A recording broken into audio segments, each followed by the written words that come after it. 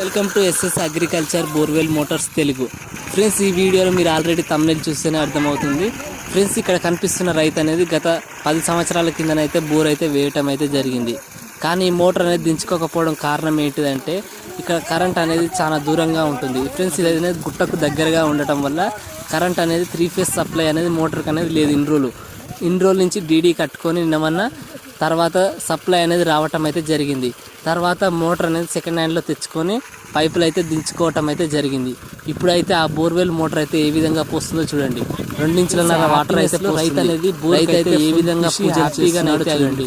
ప్రతి ఒక్కటి నీట్గా కడిగి కొబ్బరికాయలు కొట్టి ప్రతి ఒక్కటి కార్యక్రమాలు అయితే మంచిగా బోర్కి అయితే చేస్తున్నాడు. ఫ్రెండ్స్, గంగమ్మ తల్లిని అయితే మొక్కుతున్నాడు. బోర్వెల్ గురించి అయితే రైతుని అయితే అడగటం అయితే జరిగింది.